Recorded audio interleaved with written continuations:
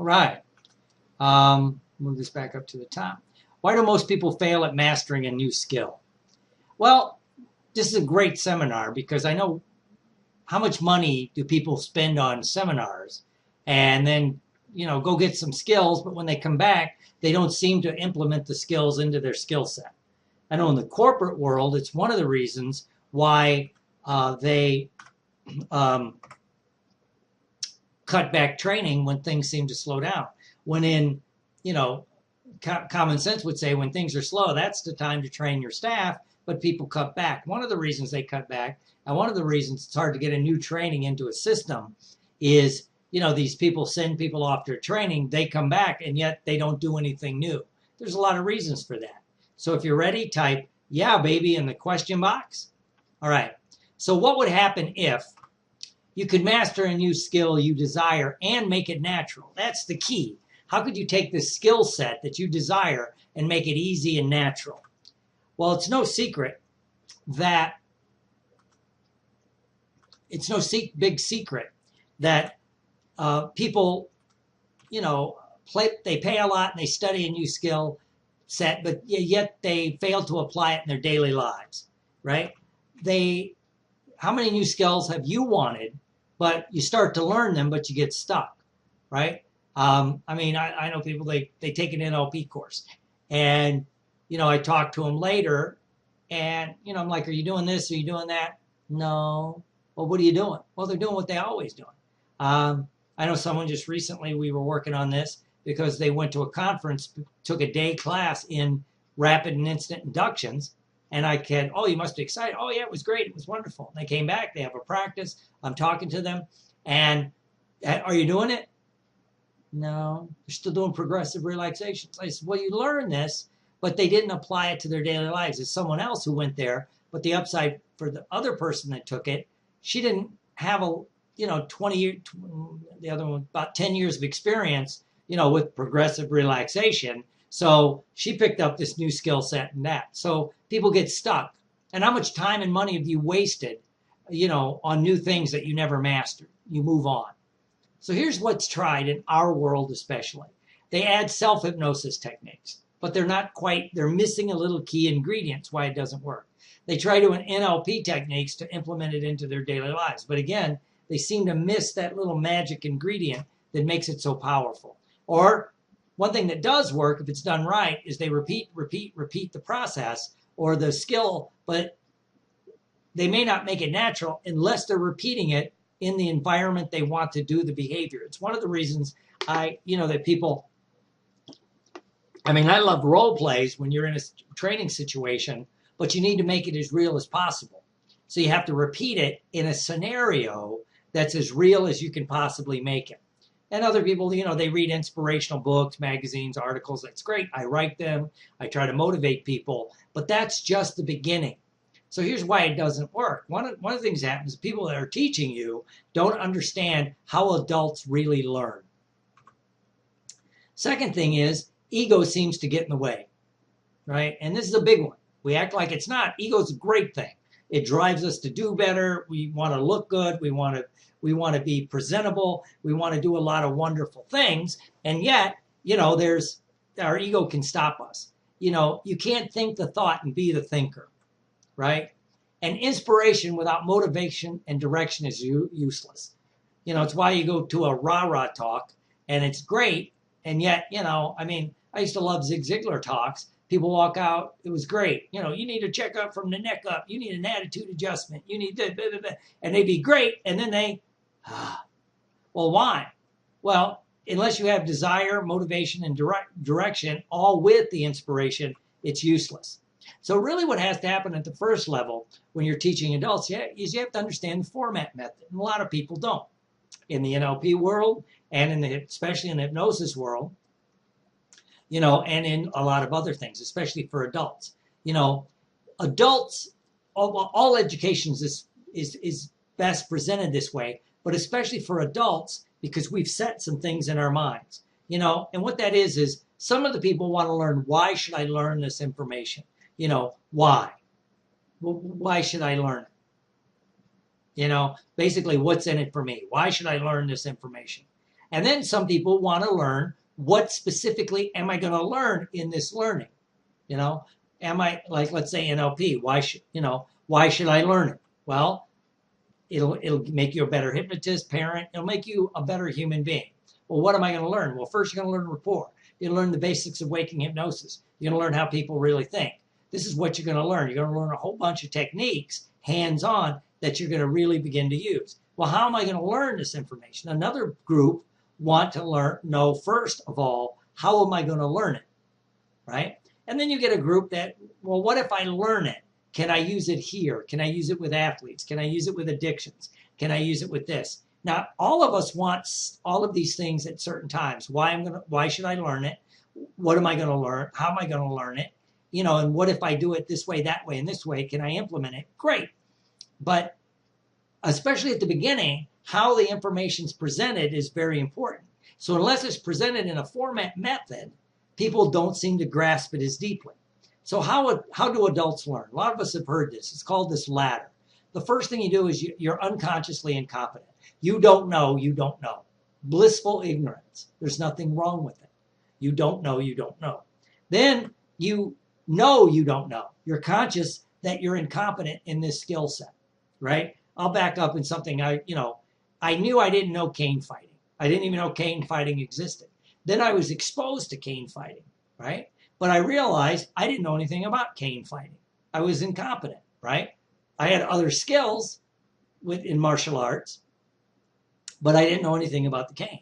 So now I'm trying to practice the cane. I'm incompetent, conscious competence. I'm working on the techniques. I'm working on this. I'm working on that. Same with NLP. First, you didn't even know it might have existed, or hypnosis, right? You didn't know it was there. Then you became aware it was there, and then you realized you didn't know it. You wanted to learn it. Then you learn the skill set, right? And then you're in conscious competence. You're practicing it. You're learning it. You realize, and then you become unconsciously competent. You can just do it. People see me work. I'm just coaching a guy right now, and he saw me do a few techniques, and he goes, well, it's like you make it look seamless and effortless. Well, a lot of it, been doing it for 30 years, it's integrated into my subconscious, so I just do it, right? Now, it's this ladder, right? It seems like you don't know, and then you realize you don't know, and so you want to learn it. You start learning it, so you're practicing the techniques, and then you make yourself competent. Now, here's the secret ingredient. What's missing? Most people think of it as that ladder, when in fact, it's not a linear progression. It's cyclical, and it repeats itself. In a really good skill, once you move into conscious competence, I'm learning skills, then you realize there's so much more to learn that you didn't even know existed. So you have to back up and realize, I don't know anything about this. Just because I learned, let's say, traditional hypnosis, then you realize, I don't know anything about NLP, right? So you start learning NLP, and then you realize, I don't know how to do this covertly.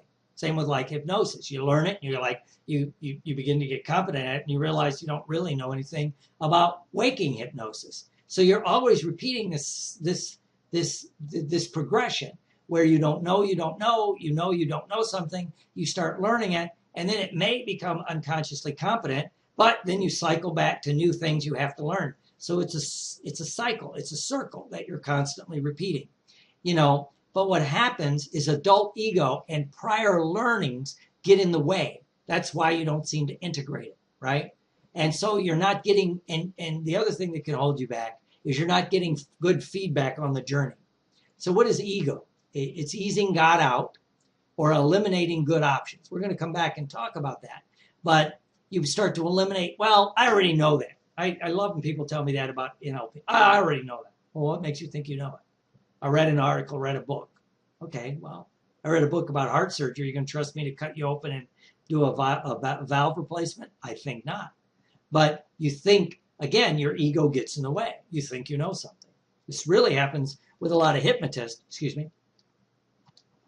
and, where, I know all about waking hypnosis. What makes you know that? I know hypnosis. Well, it's two different skill sets, right?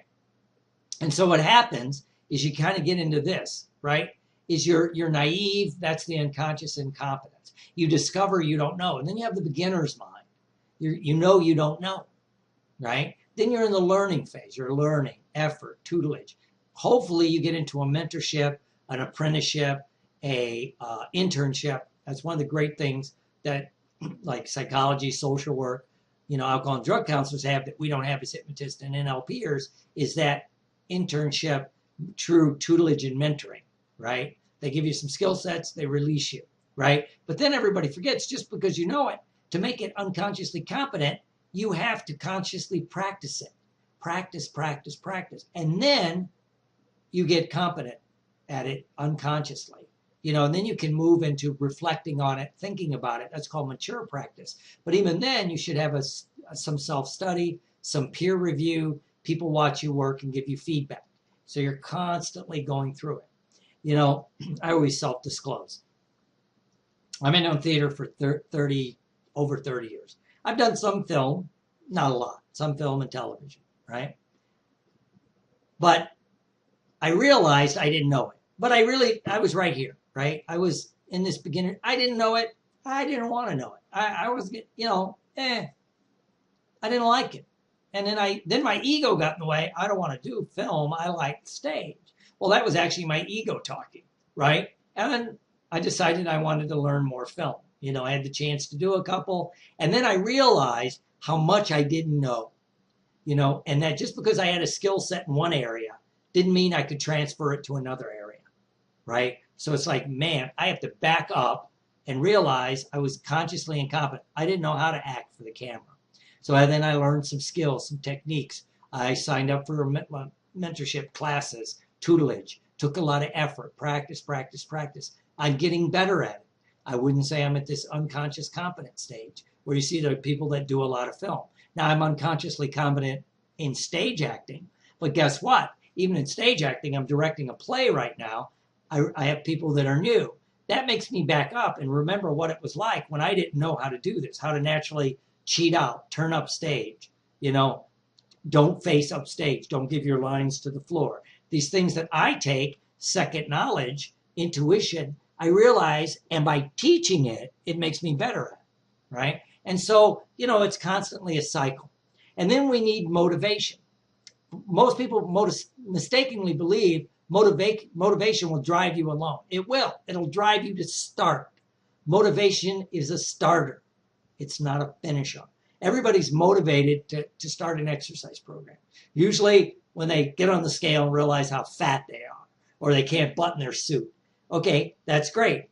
But it'll only drive you to maybe get started, right? And because it's only a first step. For adults, you must internalize this, right? Children, we can force them to do things. But as adults, you got the motivation. Unless you internalize it, how many people in this country know they should exercise? They don't. No, they should stop smoking. No, they should quit drinking. No, that yada, yada, yada. But they haven't internalized the motivation to drive them to really do it. So if you really want to learn a new skill on a scale of 1 to 10, it must be a 9. Do you really want it? Do you want it badly? That's, how bad do you want this change? That's what I'm always asking people. They don't want it that bad. It's hard for me to motivate them, and when my practice is going good, I don't want to take the clients that aren't motivated. I want people that are motivated. I love motivated students. It's the difference between those of us that get people that what I call self-select into a class. So they're paying their own money and all that. They're motivated. If the only thing I didn't like about doing corporate work is people are sitting there, checking their texts, doing all this other stuff, right? So you have to really want it, right? But why motivation may fail. You must balance, especially as adults, motivation with willingness to change. You're highly motivated, but I don't want to do anything different. Where I really see this is in exercise programs, right? As people mature, I see guys say, I'm going to start working out again. Well, they want to work out like they did when they were 19, 20, 21 years old. They're 55. They start working out. They're trying to bench press real heavy, lift these heavy weights. They're always getting hurt. They're mad. And even if they can start lifting heavy weights, it doesn't seem to work because it makes them fatter. Well, if they're approached by somebody, well, you need to maybe change your exercise. No. I'm going to do what I always done. That's your ego getting away. This worked when I was 20 years old. I would just cut out a little fat, a little sugar, lift some heavier weights 3 days a week, and, I look like Arnold Schwarzenegger. Well, first of all, we all have a faulty memory. We look back, we're a lot better than what we were, right? And then you have to be willing to change. Children are more open to change for a lot of reasons. One, it's demanded of them. Two, they don't have a skill set to draw from, right? So hopefully your first exposures give you some good skill sets, give you some good, especially this goes back to beliefs and behaviors. Going back to exercise, I just saw somebody, they were talking about, you have to confuse your muscles. That's how you work out. You got to confuse your muscles. Really? Really? Fascinating. Your muscles do not think. Your brain thinks. Maybe you need to confuse your brain. That part I understand with exercise. You get bored with it. You need to stress muscles differently, right? But muscles only do a couple of things, contract and expand. That's about it. It's not that complicated. But we add all this, and maybe if you learn that young, then it gets stuck. I have to do 3 sets of 10 to 12 reps. Wow. That's what I learned, right? And then just think about all this stuff that something I've been working with a lot with my fat hypnotist, fat professional stuff is people, I really want to lose weight. Okay, well, throw out everything you know about nutrition. No. I know everything I need to know about nutrition. Really. You know everything you need to know about nutrition. Then, honey, why are you sitting there weighing 245 pounds? What you're doing ain't working. Let's just put that out there, right? Well, you got to be willing to change. Are you willing to change? So if your motivation to change is a 9, right? But your willingness to change is a 1, they cancel each other out, But you need to bring that willingness to change. Are you willing to try new ideas? Are you willing to do different things? And children are better again because it's demanded and they're still developing their ego. They don't have that skill set to say, I know what I know. And again, it's your ego that's resistant to change. It's why your friends and family become your biggest saboteurs as you move on. You think they'd be your biggest, supporters and people pushing you when they sabotage you, because their egos are challenged when they see you stop smoking, lose weight, change your behavior, become a hypnotist, really do something with your life. So have you started learning a new skill set, but thought, I know they say do it this way, but I'll do it this way. I'll do it my way. A lot of you, if you trained with me, a lot of you have probably seen me. I'll point out, try this, try that, and then people go, I'm going to do it this way. Especially at the basic level. I just back out. It's like they don't want to learn it. They're going to screw it up. And then what will happen, they'll say, NLP really doesn't work. I see this a lot with arrogant hypnotists because they're pretty good hypnotists, right? They think, I don't need to learn NLP. So I teach them a skill set. They're in a class maybe, and then I watch them. They didn't do one damn thing what was demoed. They went back and were doing something else. I called a couple people on it in classes, right? It's like, why were you doing a regression? Well, that's the only way to do it. This is neurolinguistic programming. It's not neurolinguistic regression. If you're not going to do anything I ask, then thank you for coming, but go home. I don't know what to tell you, right? And on the flip side, I saw NLP people who get good at NLP and learn NLP, then they don't want to implement the, learning true hypnosis. Well, I was exposed to it with it, it's a crappy kind of Ericksonian approach, I think, in a lot of the older NLP trainings. So I know everything I need to know. No, do you know how to do this, this, and this? No. Again, on the other side, making fun of hypnotists, make fun of an NLPer, they were in a class learning. Basically, it was a Dave Ellman kind of rapid induction, not quite instant. And then when they went to demo it, you're listening to them. They go, as you take a deep breath, imagine driving down the road. As you drive, it has nothing to do with what the skill set was just taught, right? And in fact, I was in that class with the person. I said, well, if you're not going to do what he taught, I'd rather work with someone that's going to practice the skill set because I want to see what it's like to be done to me. Well, they got into, I know how to do it. I've been doing hypnosis. I don't care. I'm here to learn, right? So I left, right? And the I is ego. I is the ego, And ego tells you lies and it keeps you stuck, right? Again, it goes back to that willingness to change, because your ego is built to resist change. It's going to defend your old belief sets. Again, it's easing God out or eliminating good or new options, right? So are you open to change? You know, I always think of some examples. Muhammad Ali totally changed his fighting style when he fought George Foreman, because George Foreman was faster, younger, and a lot stronger than Muhammad Ali at that point. And Foreman was training to fight the way he thought Muhammad Ali was going to fight.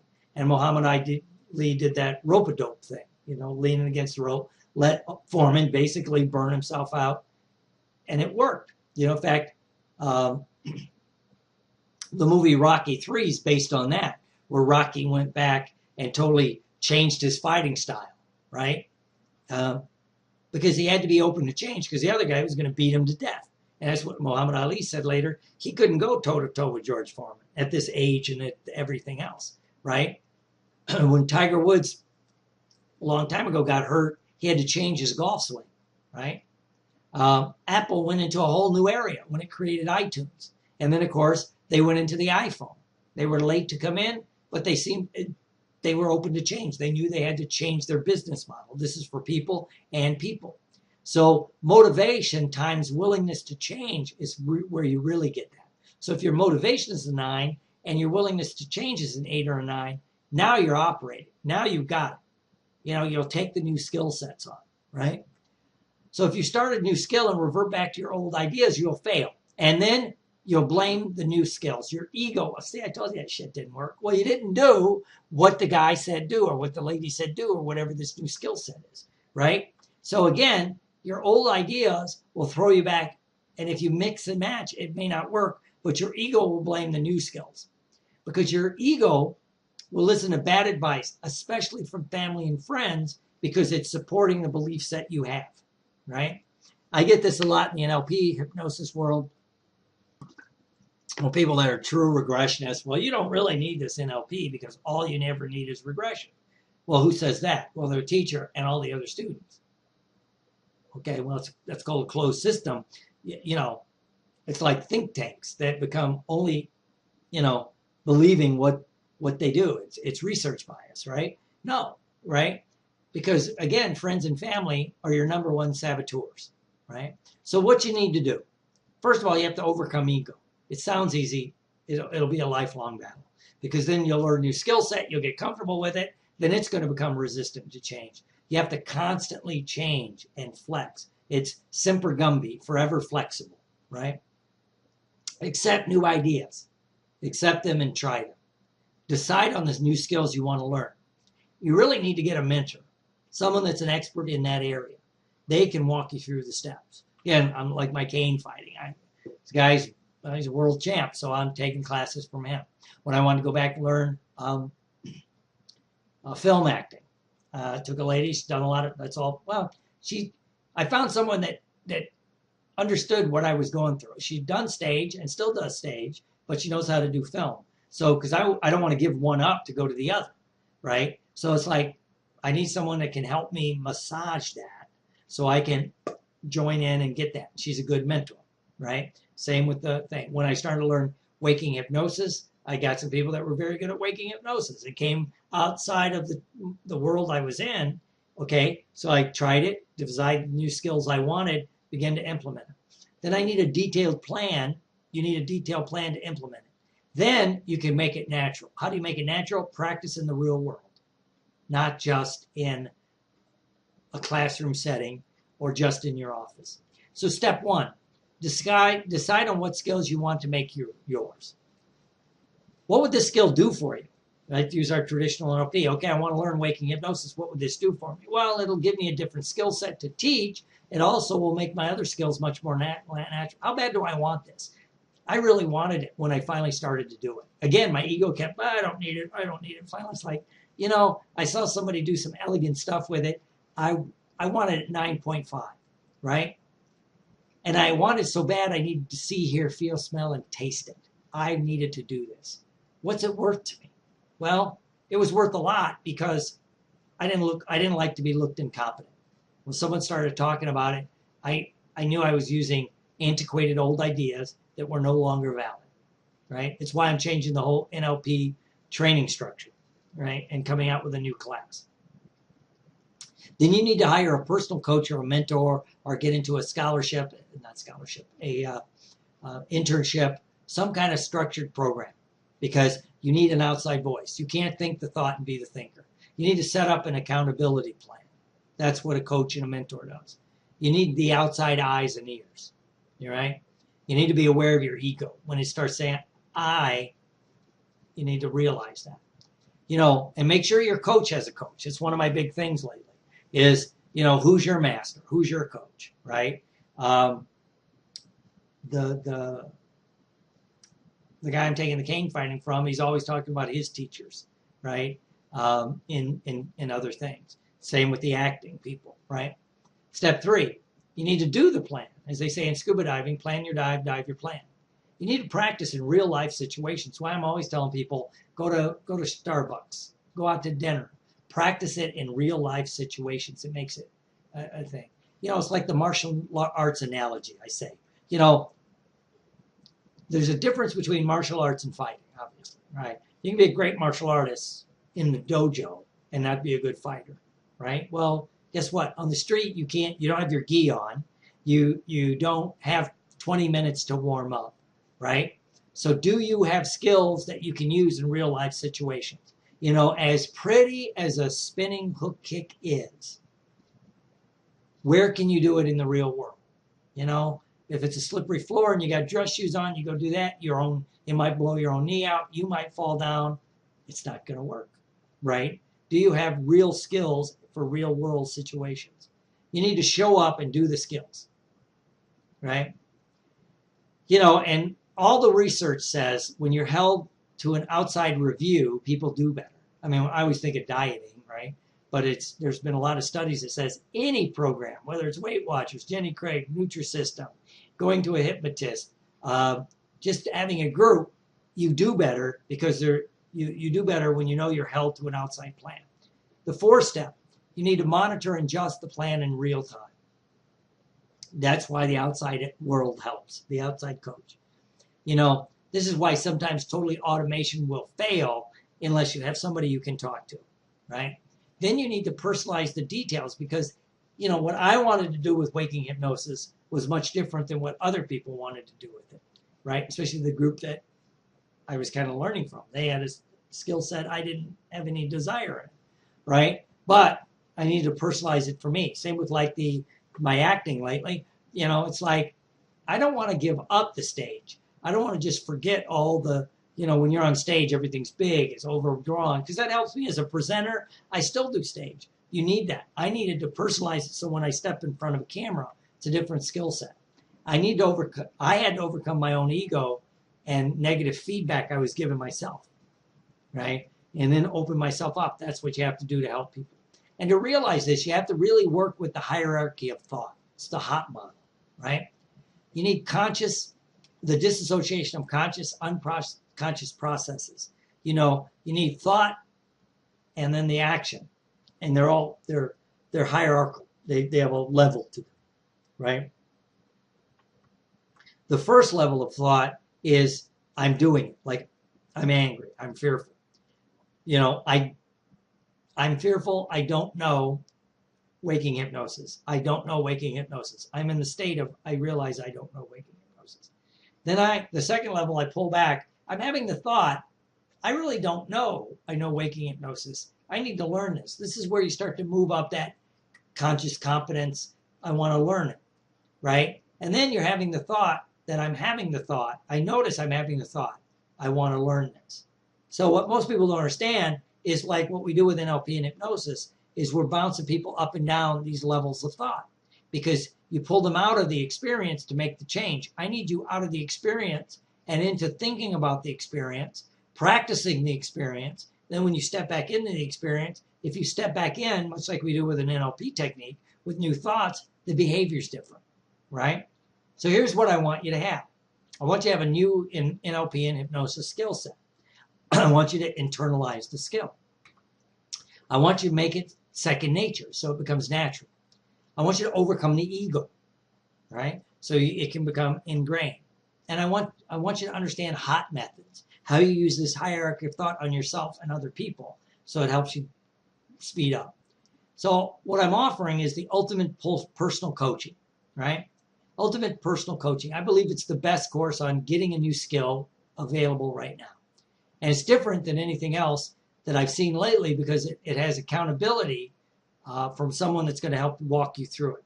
And if you don't have this kind of coaching, you'll probably always get what you always got. If you always do what you always did, you'll always get what you always got.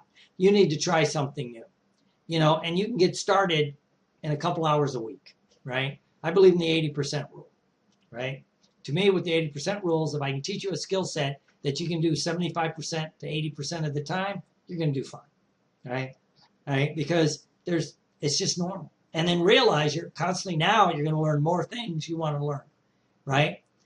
So the ultimate personal coaching is learning a new skill set. Module 1 is we'll start to develop the skill, whatever skill it is you want to learn, incorporating, making NLP natural and normal so you can understand conscious versus subconscious, how you can do it in waking hypnosis forms. You need to internalize the skill set. You need to adjust and make this natural, right? You need some ego adjustment, right? Realize it's okay to suck at a new skill when you first get it, right? You need challenges along the way. And there'll be checklists, recordings and transcripts, right? So if we added all these up, right, would be about a $4,000 value. But wait, there's more. I love that thing. I have a live class October 11th and 12th, 2014 in Venice, Florida, in conjunction with the practice building series. So when people coming down to build their practice, I want to expand the practice building, not just the nuts and bolts of how to build a practice. That part's pretty easy. In fact, some of the people I got coming, it's going to be a very small class, they already have a practice. We'll tweak their practice. But what I want to work on is what's holding them back from taking it to the next level. What skill sets are they not doing that they need to do now to take it to the next value? And that's a $497 value, and it's free as part of this, right?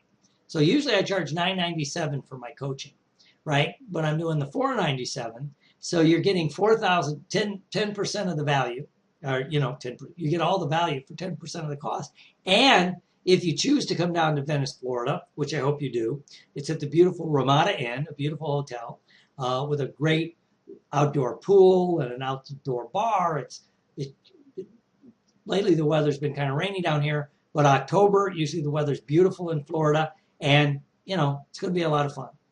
And so you can get it for $497 till October 1st. So you got a couple weeks. So go to drwillhorton.com, sign up for the personal coaching program, or email me at drwillhorton@gmail.com. Now it's risk-free. If you decide you want to do this and you get into it and you don't like it, you can get your money back, right? Of course, you'll lose access to whatever I put you in on the home study side, which I'm going to give you some extra bonuses that weren't listed that'll double the value, right? And of course, if you decide to come to the live class, then you're in for a penny, in for a pound. We're good to go. So you have a decision to make. The good news is it's an easy decision. So go to www.drwillhorton.com to sign up. So without it, I messed my script up again. Without this course, it's the same old, same old. You're stuck in a rut, ego-driven. Now my ego got involved. See, I didn't check the last slide. You'll still have limited beliefs. With the course, you'll open up your ego for change, which if nothing else, you'll start learning new things in different ways. That'll be one of my goals, is to put the ego aside, right? You'll have some new ideas, new ways of doing things in a couple of different areas. You'll be able to adapt some of these on your own. And you'll be a better role model for your students, your clients, your family, and friends. So what to do? Go to Dr. Will Horton, click on the coaching special page, which is on there, to secure your spot. Click the PayPal button and send it to me, and we'll start setting up your plan. I'll give you some things to do. I'll give you a couple of things to start going over, so we'll be good to go. And I'm going to keep it small because, it's going to be a small class so we can work on people, right? So hurry up, do it now. Go to drwillhorton.com. So I'd like to thank you for being a part of this call. And for that, I'm eternally grateful. So I'd like to thank everyone for being on this call. And please, Godspeed to you in the future.